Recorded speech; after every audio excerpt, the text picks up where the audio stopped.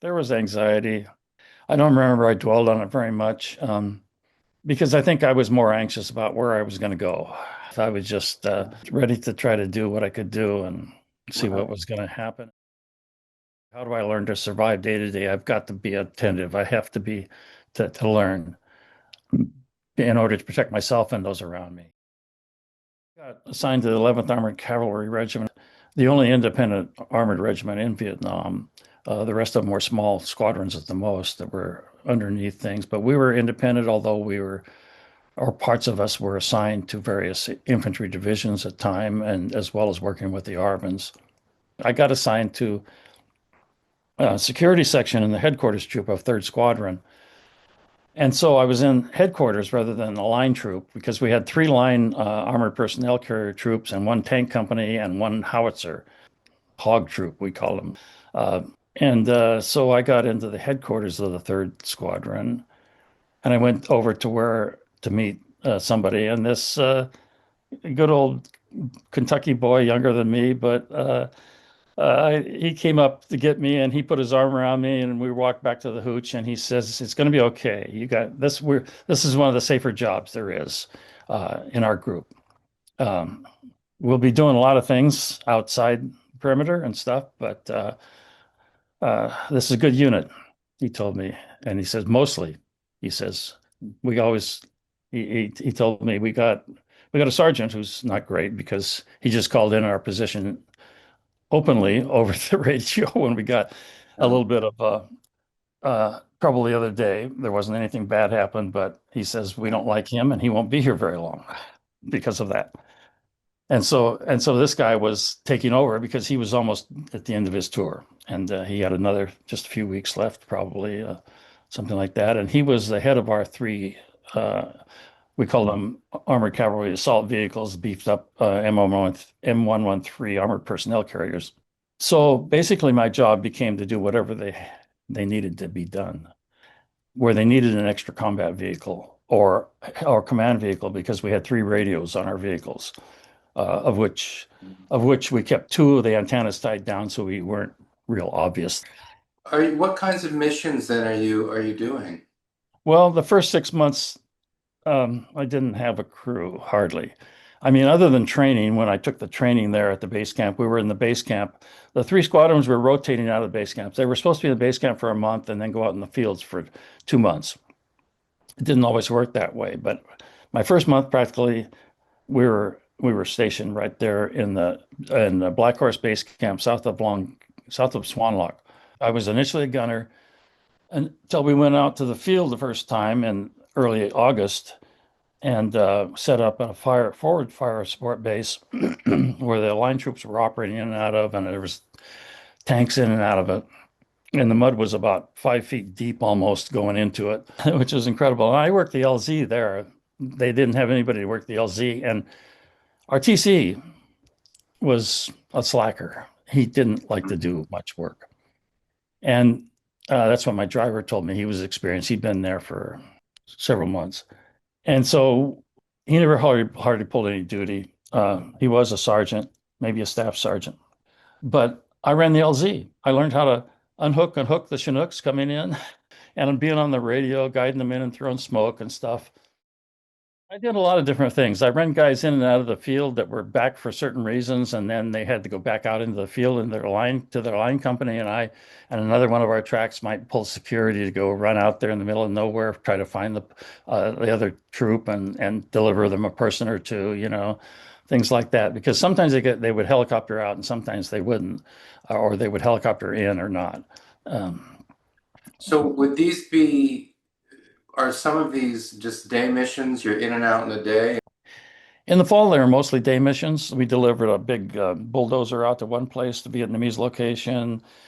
But there was like one time when we did go out to retrieve a tank retriever that had a tank transmission problem and could only drive 5 miles an hour. We had to go quite a ways out. I guess it had been out in the field working on some tanks and stuff, and we uh, we couldn't seem to get a hold of them when we got halfway up this big river to a town called Tan Yuan. and when then we're supposed to go north inland, and we couldn't seem to locate where they were or get a hold of them, and so we had to spend a night up there right beside the river, in an unsecured area, although it turned out that there was an advisor for the Arvins that lived right there. And so we had some company, and then we went out to get the vehicle, and it was so slow moving that we had to stop at some other location, I think a night defensive perimeter of some unit, on the way back. But that was mostly in the fall, the first 6 months. So in the second part of your tour, then you're out in the field more? Yes, we went out in January. We were back in base camp again in December, and I pulled a lot of duty up on as reaction force up on a little hill close by there, uh, as well as I learned how to run the radar on the radar tracks. Our sister section, we had three radar tracks in headquarters. We also had three flame tracks. Uh, yeah, we went out in the field in early January, went to a fire base, First Infantry Division fire base with artillery, and I stayed there a while, doing mostly reaction force stuff, going out sometimes to assist, still running in and out of that fire base for things. And in fact, we got probed one night, and I was reaction force out into the dark in the rice paddies around it, and we captured an enemy officer laying on the ground behind a rice paddy. We had three vehicles, and my vehicle was a center one, and my driver spotted the guy. I didn't see him, and made a beeline for him. We pulled up with all these machine guns pointing at him and stuff, and he jumps up with his hands up, nothing but a briefs on, and a pistol on a string around his thing. And my one gunner jumps down and disarms him, and he had a hand grenade in his hand, which he could have taken us all out if he'd chosen to. But but I did duties like that, and some not so easy. Some not so easy either, because one time we had to go out and join the first division on a patrol where they had grenaded enemy down in some uh, some spider holes and stuff, and we had to get the bodies out and put them in ponchos and take them into the outside of the village to show the villagers, because the officers wanted to show them a lesson about not being fighting against us, and that was gruesome. Uh, I recall that I declined to have bodies put on my well, on the armored personnel carrier. You had this wood trim vane in front of you that you could put forward, which was supposed to break water if you were going through water. And so they wanted us to put our trim vanes down and throw the bodies up in there, and I declined to do it on my track. But the other security track that was out there took them, and we all went over, and then they dropped the bodies, and the lieutenant colonel told the villagers they shouldn't mess with us, basically. And the women came out of the village and started wailing and stuff that knew who, even though they were hardly recognizable, knew who the bodies were. And that was really upsetting to me. Uh, Why did you decline to allow to have the bodies put on your track? I did not feel that that was, a, I did not feel that presenting the bodies that way, moving them and presenting them, was a decent thing to do with human bodies. Hmm. I felt morally that it was not right. I did not make a statement about that. I just said, I don't want to do this. And they abided by that. Which suggests to me that they kind of understood. Yeah, that's the only thing my squadron commander, the lieutenant colonel, ever did that I disliked. This officer, um, you had respect for him. You held him in high regard, but he's also the officer who gave this order that you Yes. declined to go along with. So I'm interested as you remember that story, and of course, for me, it's words. I mean, I can bring images to my mind, but they're images Hmm. just creating. You have those images in your mind, and they're the real thing because they're burned into your memory. As you relate that story, how do memories like that live with you? As the decades go by, what's your relationship with memories like that you have from the war? Well, I became angry after the army. And that was one of the things that I was angry about was things like that that I saw. Just respect for human bodies. Right off the bat, one time I saw a body laying in the middle of an intersection near Cu that we drove by in a convoy and nobody was doing anything with it. It's like, my God, don't they even have the respect at least to do something with it? One of the ones that stays in my mind the most is the first 6 months. I did go out on with one of our sister tracks, and we went out and set up. But we didn't really take part in the cordon, the surrounding of the village. We just set up kind of on the edge of it, and I took pictures of the troops coming in. The South Vietnamese came in to search the village and everything. And then we got the call that one of our tracks, it had been a radar track, had been sent down to return back to base down the road that we'd come up that morning that had been cleared. But then once a road is cleared once, you don't know that they're not going to set mines in it the second time after you go by. And he got sent down that road and he hit a mine and basically was killed. He was the driver, and the mine, like it will do on an armored personnel carrier, came up right up underneath the driver. And we secured the body in my poncho. And then another track, there were two tracks that came down, and there were just two of us vehicles. And then in the meantime, while we're preparing that vehicle and doing all this work, they finished at the village and everybody goes back down the road and leaves the area. And we're left. And only they dropped off a squad of South Vietnamese soldiers with an advisor. And they split between the tracks. I had about four of them plus the advisor on my vehicle, which was going to tow the other vehicle, and then the other third vehicle was going to be behind it. And we drove down that road, and it became dark. And just before dark, we saw people up ahead laying mines about there's several hundred yards ahead. You could see them what they were doing though. But I wouldn't fire my weapon, my 50. I was on the 50. The 50 caliber is just an incredible weapon. I mean, it goes through trees basically, and I'll tell you the truth. I was almost afraid to use it at times, but I could see there was a village behind it. Straight down the road, there was a village behind where they were. If I'd fired my weapon, it would have gone right through down into the village, and I could not do that. And we weren't supposed to shoot in the villages. I mean, they did say that, unless you're being attacked, definitely from the village you identify, then it's okay, of course. But I couldn't do that. And so we're driving and they see us and they take off running. And by the time we get down there, we fire off to where they left and stuff towards there, but you can't see anything with just brush and stuff out about 50, 75 yards and things. And then it's dark and then it starts drizzling rain.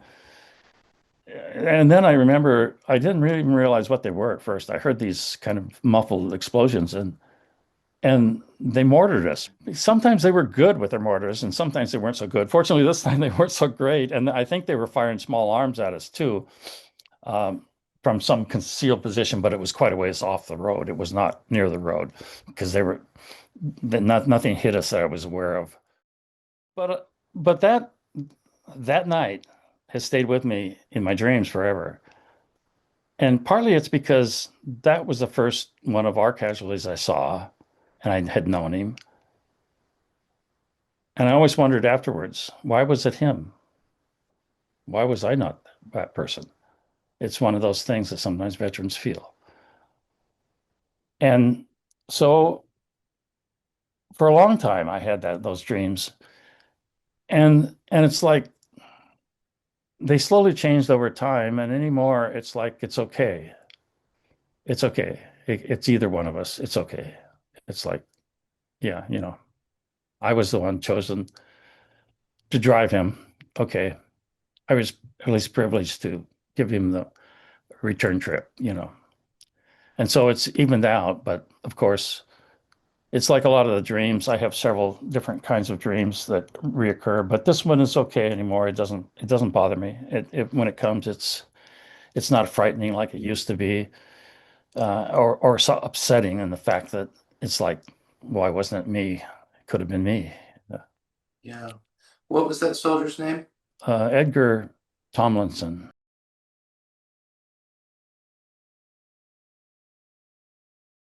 You mentioned recurring dreams, and I'm always interested in that. And you've told us about, kind of the subject matter of one.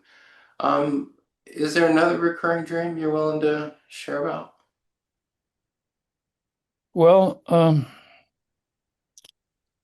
I've had dreams, and there was almost a resolution dream to it, but I had a lot of dreams of the enemy crawling towards me and trying to cut my throat Hmm. because that was a fear, basically. Um, and in fact, I had a guy fall asleep on an ambush patrol next to me who was supposed to be on duty, and I almost killed him myself. There wasn't a lot of action at that time in that area, fortunately. We had to choose where we were and radio in roughly our location. And but another night, I woke up and Hippie, we called him. He was from Southern California, and he was one of the dope smokers at the time. And I didn't have anything against him, but when I woke up and he was asleep, sitting up there by in the turret, and I had to wake him up, I could have strangled him, and he didn't do it again. He went to the medic and he got some pills that helped him.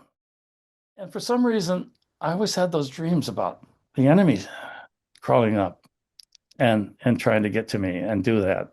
But the funny thing about that kind of dream that I used to have was um, when I went back in 1995, the first night, yeah, the first night in this hotel room, it was hot again, of course, and I wasn't used to the heat. And the hotel room floor was really cool. It was some kind of a tile or something that held. They didn't have air conditioning in that hotel, but it was cool. And I remember waking up in the morning and I had this dream. And this dream was of the Vietnamese crawling across the floor towards me, but they were in suits. Did that dream stop after that? Yeah, that one I have never really had again. You mentioned Arvins. What's your perception of the Arvin forces you served with? It was mixed. They were they did their jobs in the villages that we went into and stuff. Okay, we didn't have to fight with them out in the fields that I was aware of. Not any of the time I was in the fields with the units and stuff. I think sometimes we may have carried them, but not when I was out with the troops, because that next 6 months was when I was out more in the field Hmm. with the line troops and stuff, riding with them day to day sometimes for several days. But they had a bad reputation.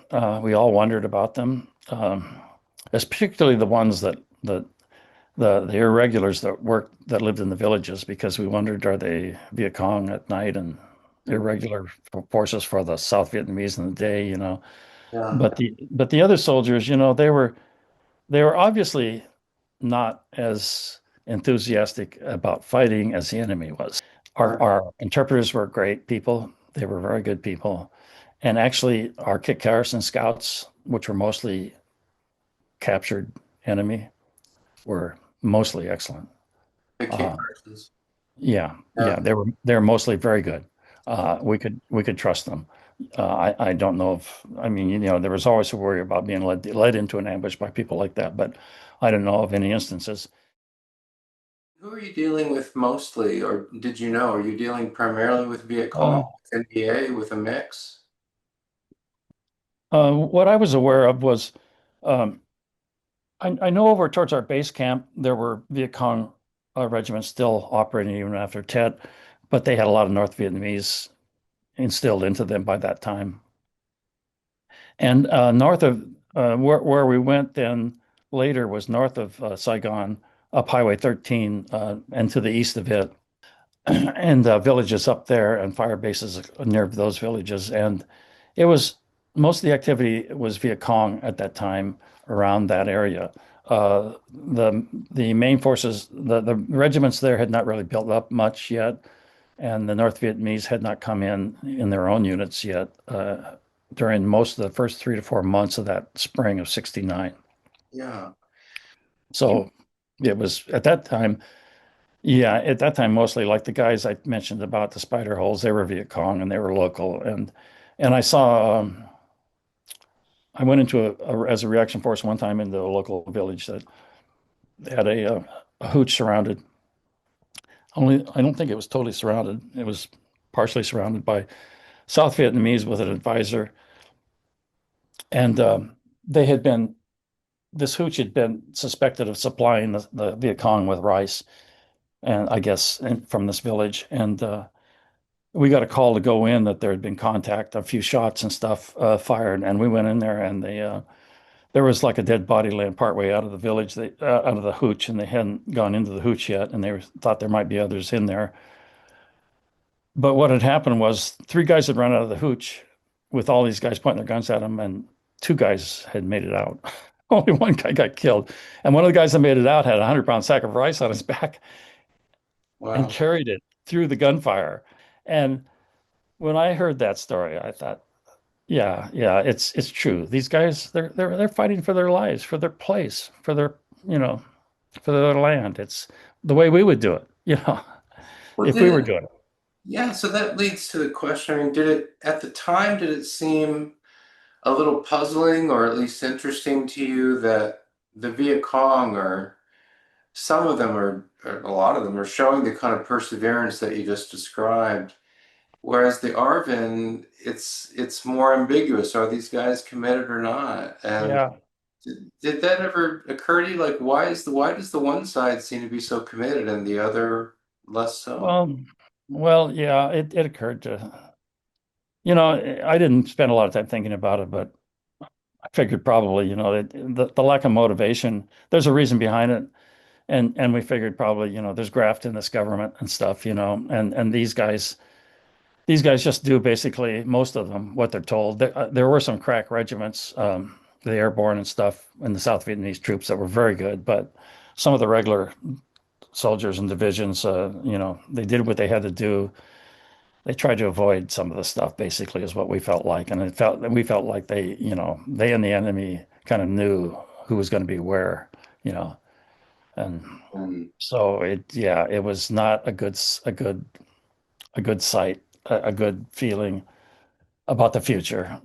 I can tell you that.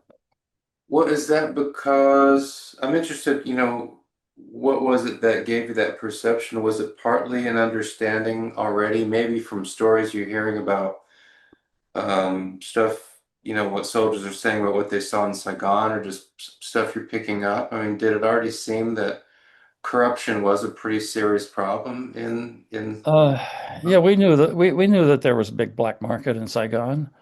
We knew that sometimes we would find things, army things, out in the field that hadn't come to the army, our army. They'd gone to the other side.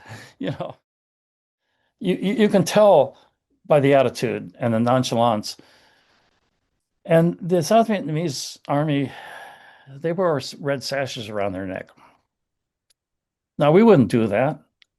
Well, to them it was so they could tell each other apart. So there's some truth to that, but still, that's a target. We painted over the insignia on our vehicles. We did not have big white stars on our vehicles to make for easy targets. As I understood it, the Michelin Rubber Plantation Company had a deal that they paid basically both sides to keep their operations going. Well, in Hmm. doing that, the U.S. wasn't supposed to go into their rubber plantations. And we knew there were base camps inside the rubber plantations, especially to the north of Dao Chang, where the 25th Infantry Division was. So we went in towards the north part of that rubber plantation um, with our third squadron. And the operation was, of course, to find the enemy and take care of him, uh, destroy what base camps or supplies or anything we could find within there. And it didn't take long to have contact with the enemy when they started going in there. I mean, they, as always, were able to protect a lot of their troops and stuff because they were always fast. And this particular operation, I think, caught them a little bit by surprise, which was a kind of unusual because usually they had word through spies and stuff. But we set up this fire support base. I mean, that first night I was there with no perimeter except that I was on the perimeter and there was an infantry foxhole just a little bit in front to the right of me, I had to remember was there. At night, they had dug a little bit of a depression, and they were looking through the tall grass themselves. Uh, and it was kind of scary, to tell you the truth, because I had a feeling somebody was watching us all the time at that place. And then the next day they started helicoptering in. They helicoptered in a small bulldozer and supplies and artillery and everything, and they built a small forward sport base with, and I guess they put wire around it or something. I don't know. I was there 3 days, I think, and during that time, a couple of our line troops and the tank company had some major fighting, and we stayed there for like 3 nights. And the quarter calf was there for a day or two, and they got hit with a ground attack at that position.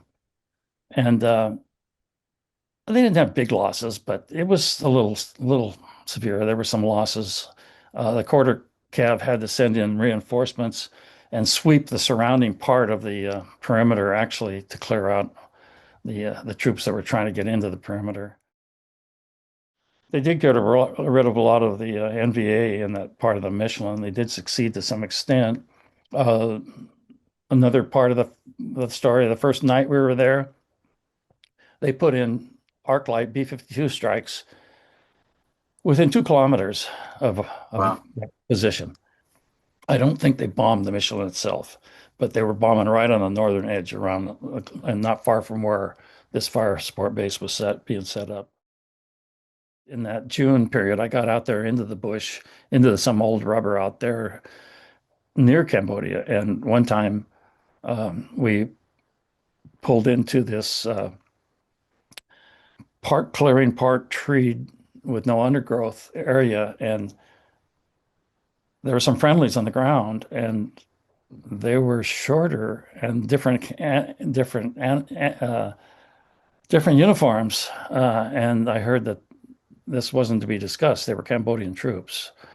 So, and I don't think we were in Cambodia, but I don't know. We were out there near the border. They were uniformed Cambodian troops? They were uniformed Cambodian troops, and they had Wow. an American advisor with them, and I can just remember I don't know how it came down. I just remember knowing or hearing or something that this wasn't to be discussed.